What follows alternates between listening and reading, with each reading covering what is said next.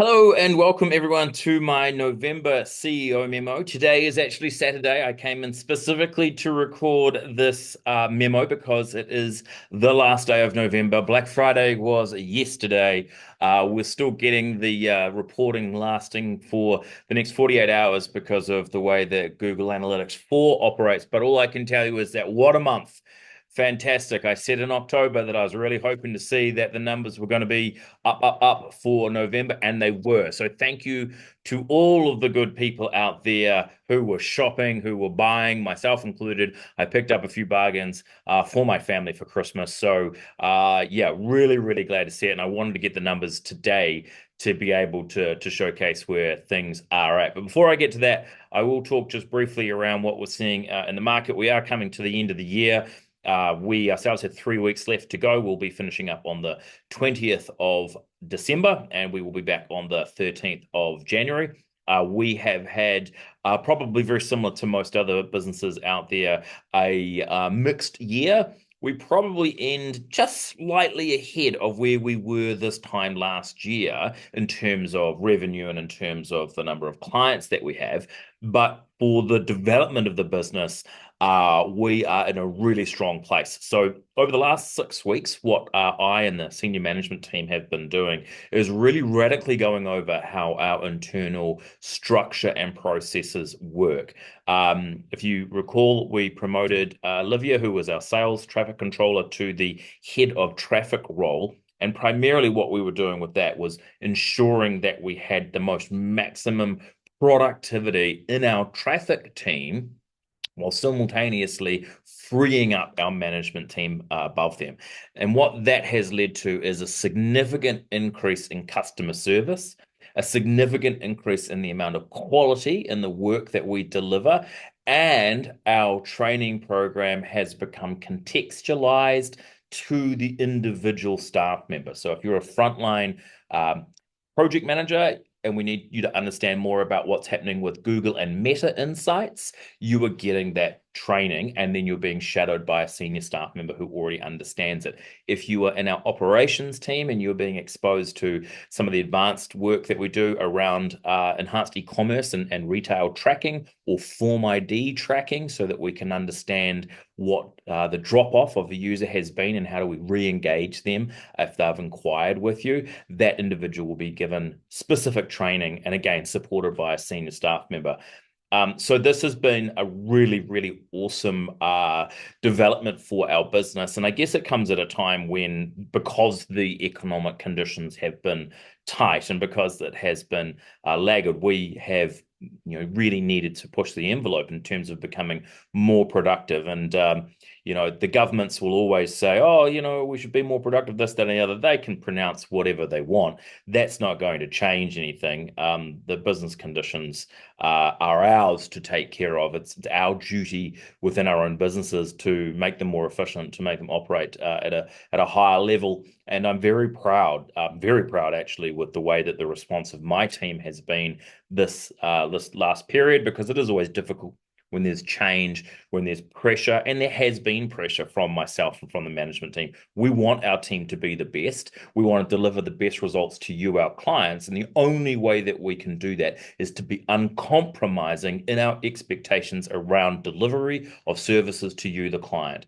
We cannot be behind the eight ball. It is our job to be communicating with you. It's our job to be looking at insights. And just on that, what we've been developing around some of the dashboarding that our project managers have so that they can see at a glance everything that's going on in your account without having to get into your account to delve in through that. Now, of course, they should be doing that in any given month. However, now we've got the dashboarding that allows us to see some of the key metrics for every business at a quick view. Not only can the project manager see that, but the traffic team can see that, senior management can see that, and we can get in and solve issues before they become problematic for you. So you're really proud to see the development of the business and to know that coming into 2025, we are fighting fit. We are probably the strongest that we have ever been.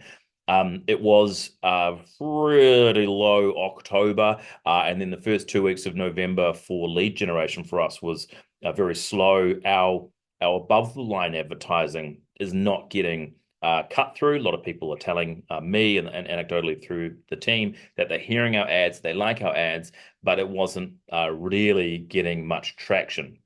Where we were getting a lot of our inbound lead generation was from our referral networks. So we work with a number of different businesses who have either member groups or franchise operations, and that is how we are able to get referrals. But actually, a lot of our existing clients have brought more business to us or have recommended us to peers that they have, business partners that they have, friends and family that they have. So to any business that has done that for us, really appreciate that. Obviously, it's because we're driving results for you, and that is really humbling.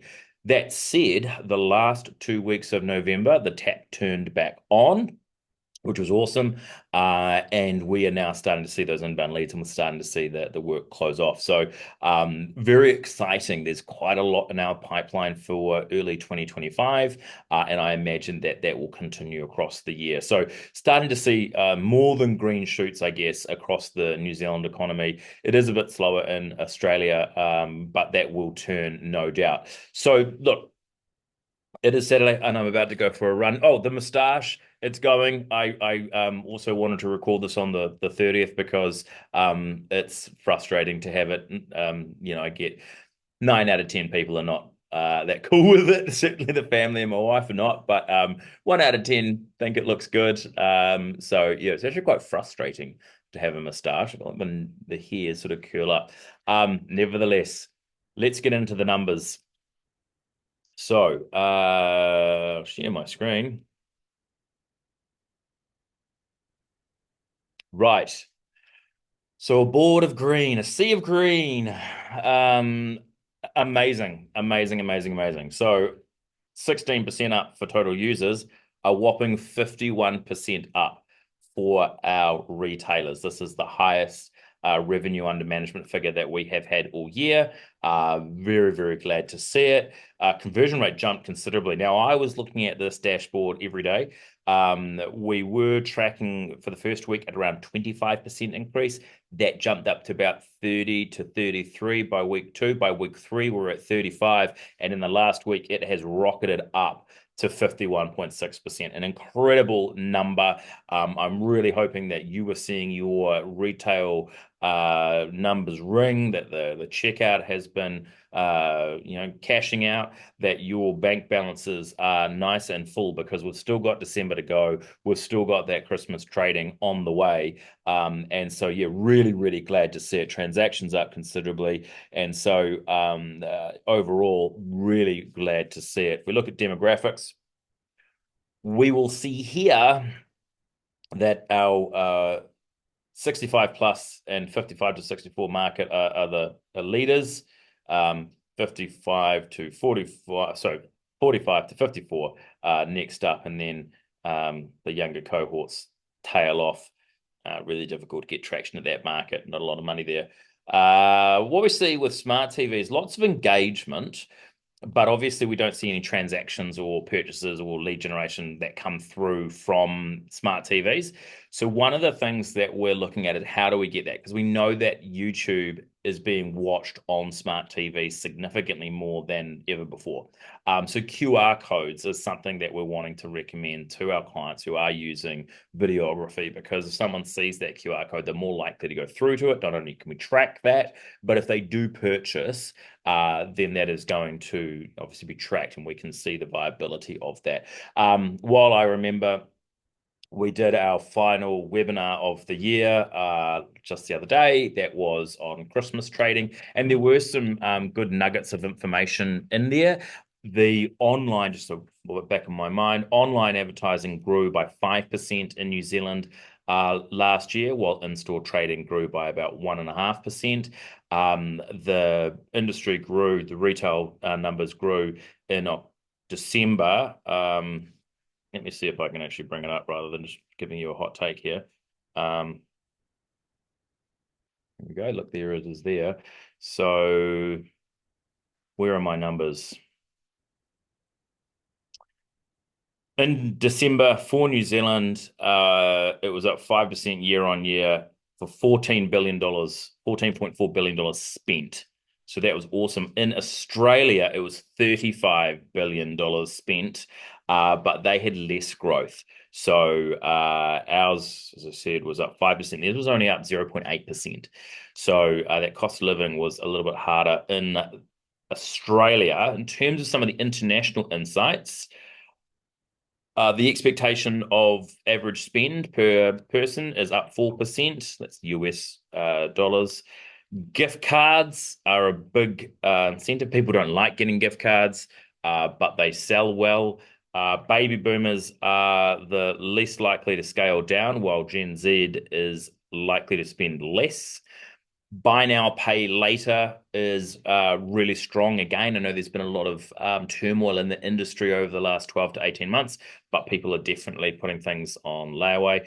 And the majority of consumers rate value for money over customer service. So it's not to say that in store people shouldn't be smiling and the like, but I guess after you've heard the same Christmas music day in, day out for weeks on end and an 8-hour shift, probably the smile is lost.